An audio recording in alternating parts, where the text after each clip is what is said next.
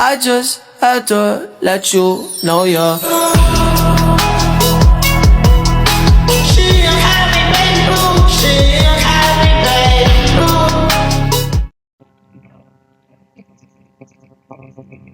Assalamualaikum warahmatullahi wabarakatuh. Perkenalkan, saya Bayu Chandra Setiawan dengan NIM 2541110601010. Di sini saya akan menjelaskan apa yang dimaksud dengan multiple linked list itu. Yang pertama yaitu adalah pengertiannya. Apa itu multiple linked list? Multiple linked list itu adalah linked list yang terdiri dari beberapa kumpulan linked list yang terpisah, tetapi tetap dapat diakses secara bersamaan. Dan tujuannya yaitu adalah untuk memungkinkan pengaturan data dalam kelompok-kelompok terpisah dan menjaga struktur data tetap rapi dan terorganisir. Anatomi dari strukturnya yaitu adalah setiap kumpulan linked list berisi simpul-simpul yang terkait secara sekuensial dalam satu himpunan. Lalu output implementasinya itu untuk memudahkan pemilihan struktur data yang tepat dan akurat sesuai dengan skala dan kebutuhan arsitektur aplikasi.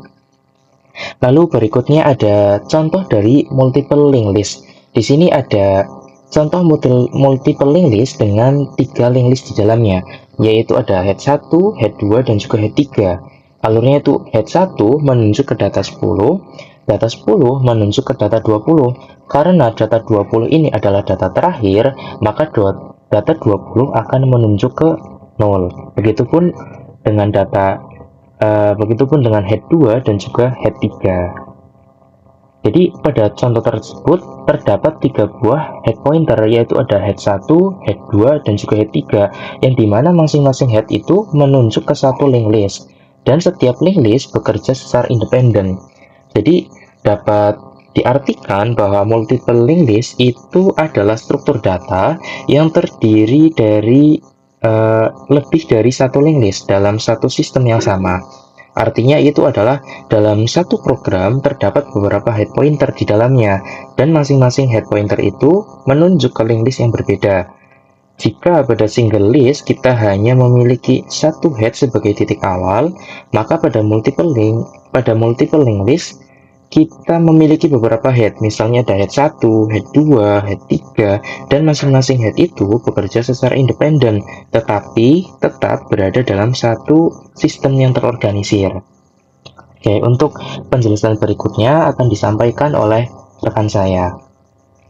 Oke, teman-teman semuanya, saya di sini akan melanjutkan penjelasan yang sebelumnya saya perkenalkan, saya Brilian Pregika dengan NIM 254111060101011. Ya, langsung saja. Pertama-tama kita lihat nih kondisi awal program saat baru dijalankan. Di sini ada 3 linked list, masing-masingnya punya pointer yang disebut head, yaitu head 1, head 2, and head 3. Saat program pertama kali berjalan, semua head ini di-set ke 0, yang artinya ketika list masih dalam keadaan kosong. Belum ada satupun node yang tersimpan di dalamnya. Jadi di awal memang belum ada data. Ini adalah fase inisialisasi. Lanjut, di sini ada protokol insert data. Nah, sekarang kita masuk ke logika mesin. Bagaimana cara program menyiapkan data baru ke dalam list? Langkah pertama, node baru dibuat. Setelah itu, program akan mengecek satu pertanyaan penting. Apakah head masih kosong atau tidak? Kalau jawabannya ya, berarti list masih kosong. Maka node baru langsung dijadikan head. Tapi kalau tidak, berarti list yang sudah ada isinya, maka program akan melakukan traversal dulu, yaitu jalan dari mode pertama sampai mode terakhir. Baru kemudian node baru disambungkan di bagian akhir. Lanjut, insert ke list 1 dan list 2. Sekarang kita lihat contoh konkretnya ya. Di sisi kiri kita insert data ke list 1. Path A kita masukkan ke angka 10 karena head 1 masih kosong. Node berisi 10 langsung dijadi head. Dia menunjuk ke 0 karena belum ada node berikutnya. Phase B kita masukkan angka 20. Sekarang head 1 sudah ada isinya. Jadi program traversal ke akhir list dan menyambungkan ke node 20 setelah node 10. Hasilnya head 1 10, 20, dan 0. Di sisi kanan, hal yang sama terjadi untuk list 2. Masukkan 5 dulu, lalu 15. Hasilnya head 2, 5, 15, dan 0. Jadi masing-masing list bekerja secara independen, tidak saling ganggu. Lanjut, insert ke list 3. Have data load. Slide terakhir ini menunjukkan insert ke list 3 yang disebut have data load, artinya list ini menampung data lebih besar. Pertama, kita masukkan angka 100 karena head 3 kosong. Langsung jadi head 3 100 0. Lalu kita masukkan 200 karena head 3 sudah ada isinya, program harus traversal dulu. Ini digambarkan dengan garis putus-putus dari node 100 sampai ke ujung. Baru kemudian node 200 disambungkan, hasilnya head 3, 100, 200, dan 0. Ini menunjukkan bahwa semakin panjang sebuah list, proses traversalnya pun akan semakin panjang sebelum node baru bisa ditambahkan. Ya, selanjutnya akan dilanjutkan oleh teman saya.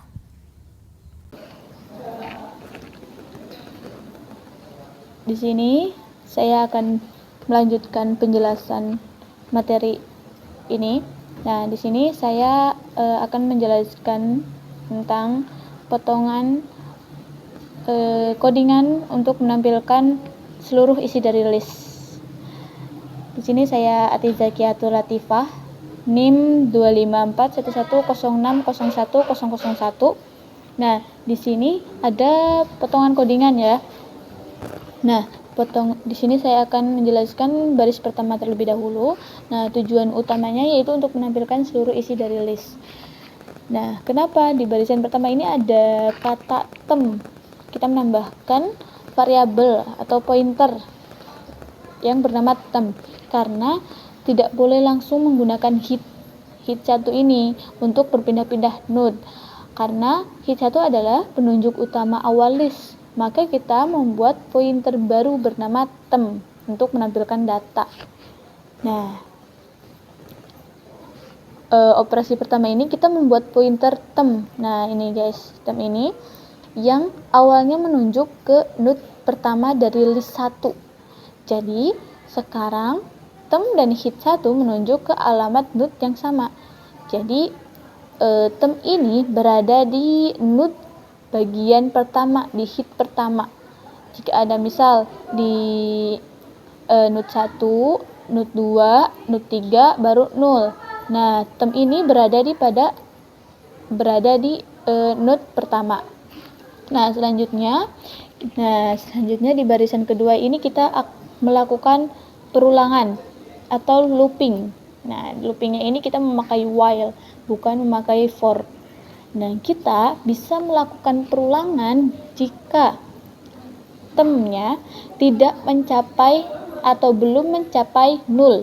Nah, maka kita bisa melakukan perulangan. Nah, mekanisme perulangannya ini, di sini perulangan ini akan terus berjalan selama tem belum bernilai 0 yang tadi sudah saya jelaskan. Nah, definisi 0 itu apa? Nah, 0 ini dalam linked list, 0 menandakan akhir dari list atau akhir dari node. Jadi, selama masih ada node yang bisa diakses, perulangan akan terus dilakukan. Nah, makanya maksudnya itu secara singkatnya atau intinya, kita bisa melakukan perulangan jika temnya belum mencapai 0. Nah, lanjut pada baris ini yang ketiga dan keempat. Ini adalah eksekusi datanya. Nah, jika while tadi ya perulangan temnya belum mencapai 0, maka kita print atau tampilkan datanya. Nah, eksekusinya seperti ini. Nah, tem ini mempunyai data. Ini node pertama, node A. Temnya berada pada node A. Print tem sama dengan data. Mengambil isi data dari node tersebut lalu menampilkan ke layar. Setelah ditampilkan kita harus berpindah. Nah, perpindahan ini kodenya. Tem sama dengan tem di next. Nah, ini pergerakan pointer atau pergerakan tadi temnya. Nah, node A. Setelah node A ini node A sudah ditampilkan datanya, maka temnya berpindah ke node B. Nah, membantu pointer tem bergerak ke node selanjutnya. Tem kini meninggalkan node sebelumnya dan mengunci node berikutnya. Nah, lalu temnya berpindah ke node B. Seperti contohnya seperti ini. Nah, print tem data. Ambil isi data dari node yang sedang ditunjuk tem lalu tampilkan ke layar. Contohnya, temnya ini berada pada node pertama. Misal, node pertamanya yaitu 10. Nah, maka karena temnya berada di 10, kita print tem data, maka akan menampilkan 10. Karena temnya itu tadi berada di 10, maka pada saat kita print akan menampilkan 10. Nah, lalu setelah menampilkan 10, tem sama dengan tem next. Setelah data ditampilkan, tem harus pindah ke node berikutnya. Misalnya, jadi tem ada di 10. Nah, tadi temnya berada di 10. Setelah temnya di next, maka tem pindah ke 20. Nah, setelah 20 nih, kita melakukan perulangan kembali. Print tem data. Nah, tadi temnya sudah pindah ke 20, maka print tem data akan menampilkan 20. Terus melakukan perulangan sampai temnya berada di 0. Nolnya itu misal setelah 30. Maka pada intinya untuk menampilkan data itu ini, baca data, pindah, baca data, pindah, lalu selesai. Nah, begitu guys. Lalu selanjutnya akan dijelaskan oleh teman saya. Saya Cedrikan Putra Wijaya akan menjelaskan pematerian berikut. Oke, pada bagian ini kita akan membahas tentang terminasi atau kondisi berhentinya perulangan saat melakukan traversal pada link is. Seperti yang terlihat, proses traversal terdiri dari 3 langkah utama. Yang pertama, kita menampilkan data dari node yang sedang ditunjuk oleh pointer tem. Kedua, pointer tem digeser ke node berikutnya, yaitu tem sama dengan tem next. Ketiga, proses ini diulang terus selama pointer tem belum bernilai 0. Nah, perulangan ini akan berhenti ketika tem sudah mencapai node terakhir. Pada kondisi tersebut, tem next bernilai 0, sehingga pada iterasi berikutnya tem juga menjadi 0. Akibatnya, kondisi while time tidak sama dengan 0 menjadi salah, dan perulangan pun berhenti. Dengan cara ini, traversal berjalan dari awal sampai akhir dengan aman. Selanjutnya, kita lihat contoh implementasinya pada list 1. Di sini, pointer tem diawali dari head 1. Selama tem tidak 0, program akan mencetak data pada node tersebut, lalu berpindah ke node berikutnya. Jika kita perhatikan alurnya, traversal dimulai dari nilai 10, kemudian 20, dan akhirnya berhenti saat mencapai 0. Jadi urutannya adalah mulai 10, 20, lalu 0. Artinya program akan otomatis berhenti ketika pointer mencapai 0. Dan konsep ini juga berlaku sama untuk list 2 dan list 3. Selanjutnya kita masuk ke kesimpulan dari model multi-head. Dalam satu sistem program, kita bisa memiliki beberapa link is yang terpisah dan masing-masing dikontrol oleh head pointer yang berbeda. Sebagai contoh, terdapat head pointer 1, head pointer 2, dan head pointer 3 yang masing-masing mengelola data yang berbeda. Dari sisi operasional, data dikelompokkan agar lebih terstruktur. Dan dari sisi kontrol, setiap link list berjalan secara independen. namun semua tetap berada dalam satu sistem program yang sama. Terakhir, kita lihat target implementasi dari struktur ini dalam dunia nyata. Multiple linked list cocok digunakan untuk sistem kelompokan data sehingga data tidak tercampur. Selain itu, juga bisa digunakan untuk pengelolaan kategori berdasarkan parameter tertentu. Struktur ini juga mendukung manajemen beberapa antrian secara paralel dan sangat cocok untuk pengelolaan data per divisi atau departemen dalam sistem yang kompleks. Jadi, secara keseluruhan, multiple linked list memberikan fleksibilitas dalam pengelolaan data yang terstruktur dan terorganisir. Sekian penjelasan dari saya. Terima kasih. Baik, jadi di sini saya akan menjelaskan mengenai struktur pasien. Di kode ini, jadi di sini ada struct pasien. Struct pasien sendiri itu berarti adalah kita sedang membuat sebuah tipe data bentukan sendiri yang bernama pasien. Struct ini adalah untuk cetakan ataupun template untuk membuat objek pasien. Jadi setiap kali kita membuat pasien baru, bentuk datanya akan mengikuti struktur ini. Adapun isi dari struktur ini yaitu ada string ID, ada string nama, terus ada riwayat pointer, lalu ada juga pasien pointer next. Jadi di sini tuh ada ID dari pasiennya, lalu ada nama dari pasiennya, lalu ada riwayat, dan juga di sini ada pointer untuk lanjut ke node berikutnya. Baik, selanjutnya di sini akan saya jelaskan mengenai fungsi dari tambah riwayat. Oke, pertama kita lihat dulu definisinya. Void riwayat, string ID dokter, string ID pasien, string tanggal, lalu ada string diagnosa. Jadi di sini void tambah riwayat ini menggunakan parameter yang berisi ada ID dokternya, ada ID pasiennya, ada tanggalnya, dan juga ada diagnosa dari pasiennya. Dan fungsi dari function ini yaitu adalah untuk menerima 4 informasi, yaitu tadi ada ID dokter, ada ID pasien, lalu ada tanggal pemeriksaannya kapan, dan juga diagnosa dari pasien tersebut.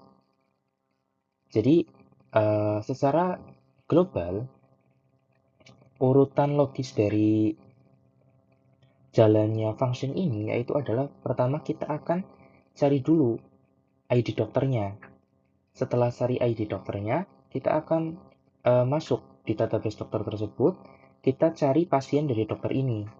Setelah dicari pasiennya dan ditemukan di dalamnya, kita akan menambahkan riwayat pada pasien tersebut. Oke, yang pertama di sini ada dokter, pointer D sama dengan menuju ke function cari dokter dengan parameternya ID dokter. Di sini kita memanggil fungsi cari dokter. Fungsi ini akan menelusuri link list dokter dari head sampai menemukan ID yang cocok dengan yang kita cari. Jika dokter ditemukan, maka variabel D akan menunjuk ke alamat memori dokter tersebut. Jika tidak ditemukan, maka dia akan bernilai 0. Lalu langkah berikutnya ada if dalam kurung tanda seru D return.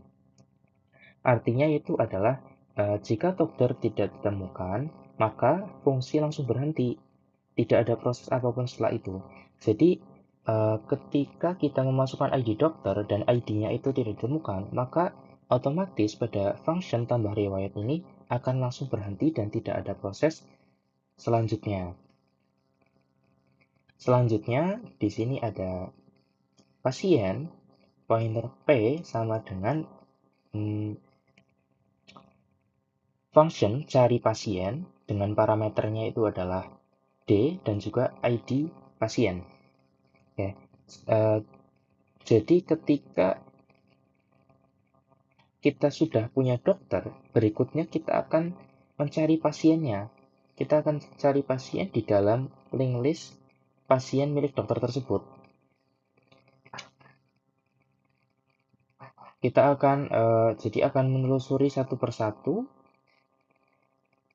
dan membandingkan ID pasien mana yang cocok. Jika ditemukan, maka akan mengembalikan ke alamat pasiennya ataupun akan membuat riwayat baru di alamat pasien tersebut. Namun jika tidak ditemukan, maka hasilnya akan mengembalikan ke 0. Lalu di sini ada if tanda seru P return. Di sini artinya sebagai pengecekan. Jika pasien tidak ditemukan di database dokter tersebut, maka proses akan berhenti. Akan dihentikan. Jadi pada saat akan mencapai titik ini, kita harus sudah memastikan bahwa ada dokternya dan ada pasiennya di situ. Ya, selanjutnya kita akan membuat note baru. Note riwayat baru di sini. Nah, di sini kita akan membuat note riwayat baru. Di sini program membuat note riwayat baru di heap memory menggunakan new. Adapun isi dari note itu yaitu ada TGL yang merujuk pada tanggalnya, lalu ada diag yang merujuk pada diagnosanya, dan di sini ada next ke 0. Kenapa diisi next-nya itu ke 0? Karena note ini tuh baru dibuat dan belum terhubung kemanapun. Jadi ketika note ini dibuat, memori sudah ada satu note riwayat baru yang berdiri sendiri, yaitu yang baru dibuat ini. Lalu selanjutnya yaitu untuk menentukan posisi dari penyimpanannya. Kita cek terlebih dahulu di sini. Ada if tanda seru P menuju ke riwayat, P menuju ke riwayat sama dengan baru. Saya jelaskan terlebih dahulu yang ini. Jadi if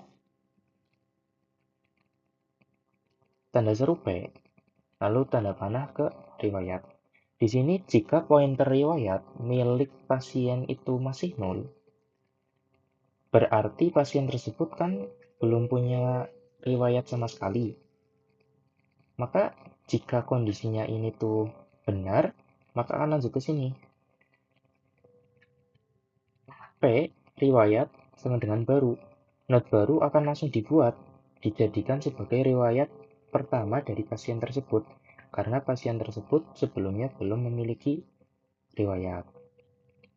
Lalu, ataupun jika sudah ada riwayat, di sini, jika sudah ada riwayat tem sama dengan P, tanda panah riwayat, maka artinya yaitu di sini itu tem mulai dari riwayat pertama. Jadi tem ini mengambil data dari riwayat dan tem ini mengganti atau tem ini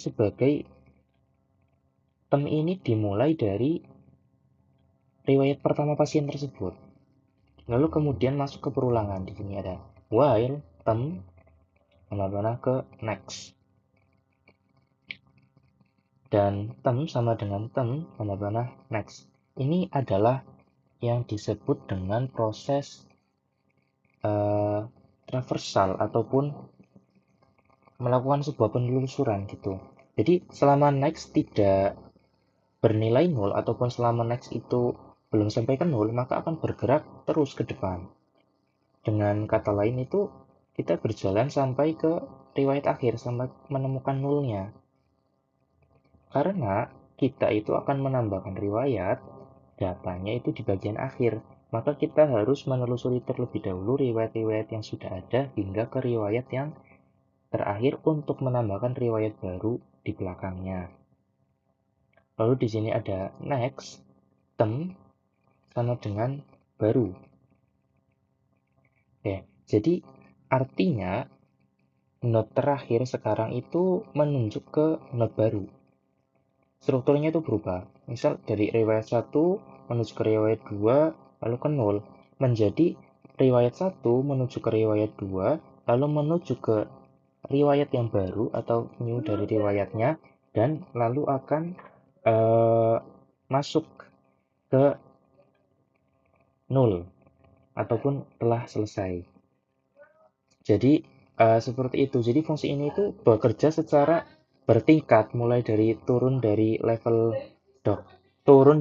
dokter, turun ke level pasien, lalu masuk ke level riwayat dan tambah not baru di akhirnya.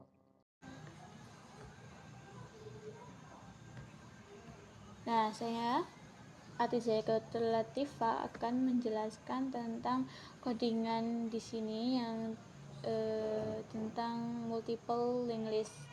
Nah, di sini include IOStream ini adalah library. Lalu selanjutnya ini untuk menjalankan library-nya. Nah, lanjut pada struct kita membuat struct terlebih dahulu.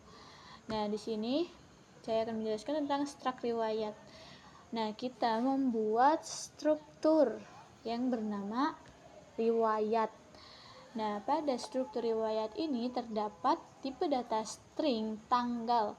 Nah, tipe data string tanggal ini untuk menyimpan data tanggal pasien masuk. Nah, selanjutnya ada string diagnosa.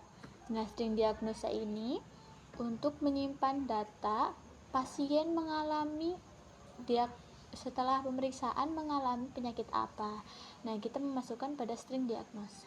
Lalu pada yang ketiga ini riwayat next. Nah, riwayat next ini maksudnya next ini adalah untuk bertujuannya fungsinya untuk menyambungkan riwayat dengan selanjutnya riwayat yang lain.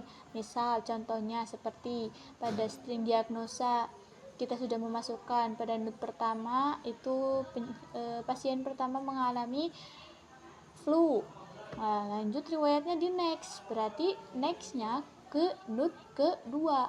Nah, pada node kedua kita masukkan data demam. Dia setelah didiagnosa ternyata demam. Nah, lanjut setelah dimasukkan data demam, riwayatnya di next. Nah, next lagi berarti di next kita lanjut ke node ketiga. Setelah node ketiga kita masukkan lagi ternyata dia didiagnosa kanker misal. Nah, setelah dimasukkan data kanker, riwayatnya di next, lalu next sudah sampai 0, berarti sudah tidak bisa memasukkan data lagi. Nah, jadi pada intinya pada struktur riwayat ini dia terdapat tanggal dan diagnosa.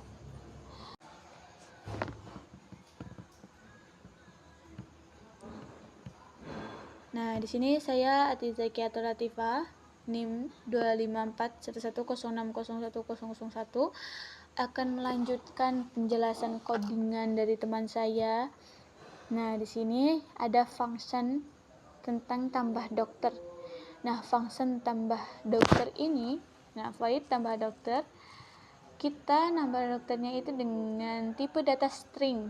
Ada 2 dengan nambahkan ID dan nama. Misal contohnya ID-nya itu D01. Nah, namanya itu Dr. Andi. Lalu selanjutnya dokter baru sama dengan new dokter. Nah, kita membuat variabel itu baru sama dengan new dokter.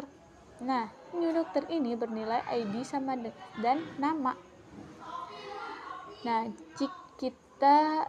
jika kita akan menambahkan new dokter atau menambahkan insert nama dokter atau ID dan nama dokter dengan cara kita cek terlebih dahulu apakah node-nya kosong. Dengan cara jika node kosong maka head-nya sama dengan baru. Itu jika node-nya kosong. Tetapi jika node-nya tidak kosong atau pernah melakukan insert terlebih dahulu sebelumnya, maka kita membuat pointer sementara, yaitu yang bernama tem ini, sama dengan hit. Jadi jika hitnya kosong, node-nya kosong, maka hit sama dengan baru. Tetapi jika pernah insert dokter sebelumnya, maka kita membuat pointer lalu sama dengan hit. Nah, jadi temnya itu berada di hit pada pertama. Nah, selanjutnya ada looping. Kita melakukan perulangan looping untuk insert. Nah, ini insert pertama, temnya kan berada pada hit pertama. Nah, tem next. Tem sama dengan tem next. Nah, pada saat temnya itu pada hit pertama, kita masukkan data, misal D01. Nah, berarti temnya kan tadi sudah dimasukkan data, maka tem akan berubah menjadi pindah ke node selanjutnya, yaitu dengan cara temnya itu di next, maka tem next sama dengan baru. Nah, temnya ini saat di next ke baru itu new dokter, maka kita setelah baru ini pada node berikutnya bisa memasukkan data lagi. Misal kita masukkan data lagi, nah melakukan looping pada tem ke node kedua. Nah, setelah di next, nah misal kedua ini ID-nya D02. Nah, pada saat di next, tem sama dengan tem next. Tem next ini sama dengan baru, berarti pada node baru. Nah, selanjutnya ada function cari dokter. Nah, cari dokter ini cari dokter dengan string ID. Nah, kita mencari dokternya itu dengan ID, bukan dengan nama. Karena di sini kita memakai tipe data string dan namanya ID. Nah, selanjutnya dokter. Jika dokter tem sama dengan hit. Nah, kita mencarinya itu dari hit atau node paling pertama. Nah, carinya itu dengan looping juga, perulangan while tem. Nah, jika perulangan tem ini, jika tem sama dengan ID, yaitu temnya itu kan di ID, apakah tem ID ini sama dengan ID yang kita cari.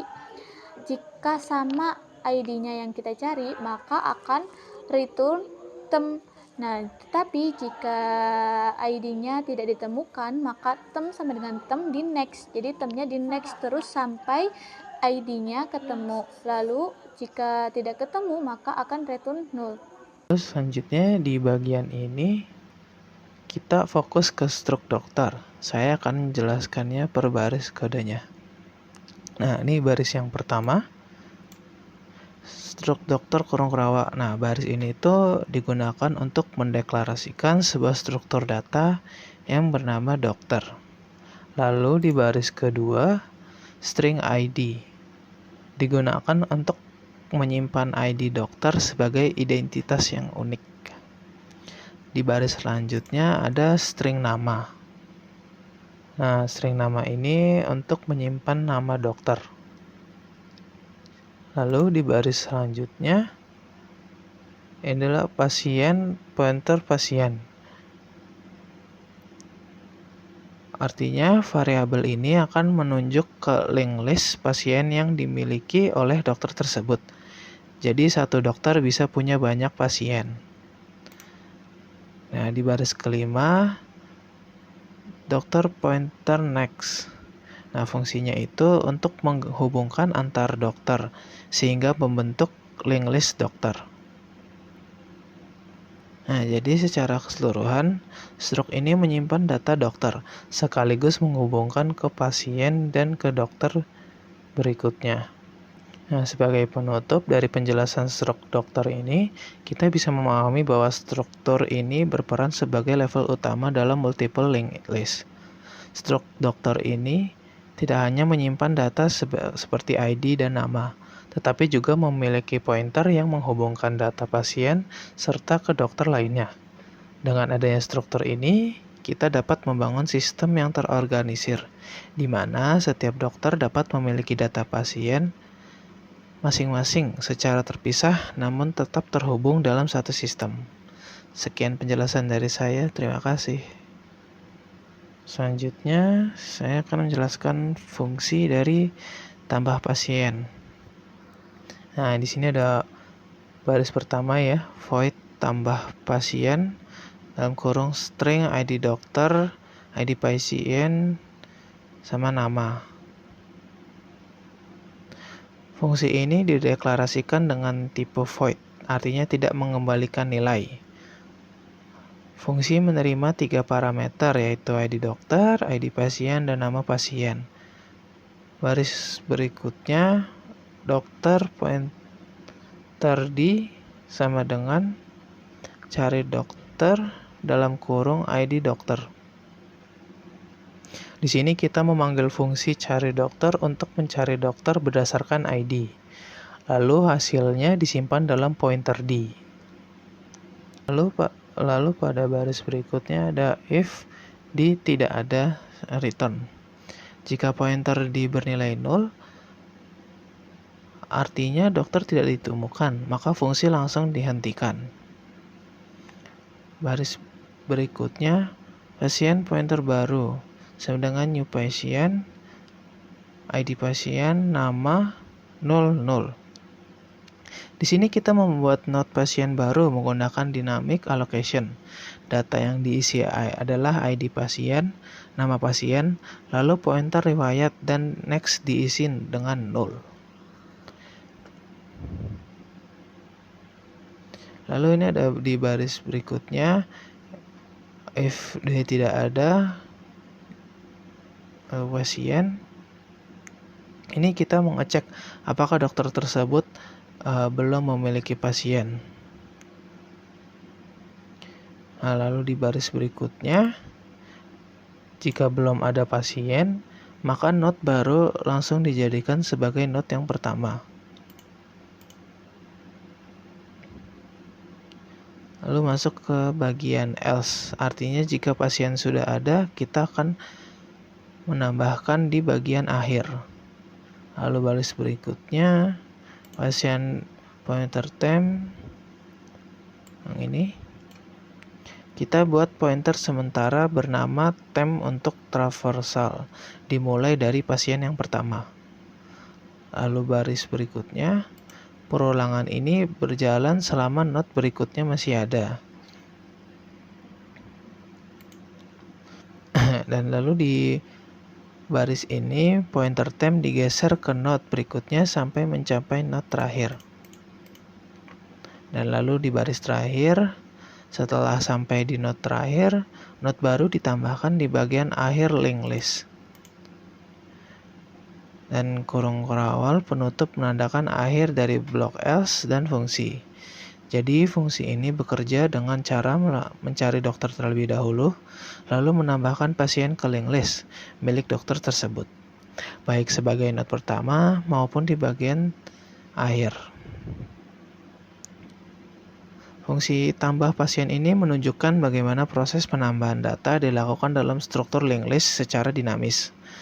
Melalui fungsi ini, kita dapat menambahkan pasien ke dokter yang sesuai, baik sebagai data pertama maupun di posisi terakhir dalam linked list. Hal ini menunjukkan bahwa struktur data yang digunakan bersifat fleksibel dan mampu mengelola data secara terstruktur. Sekian penjelasan dari saya, terima kasih.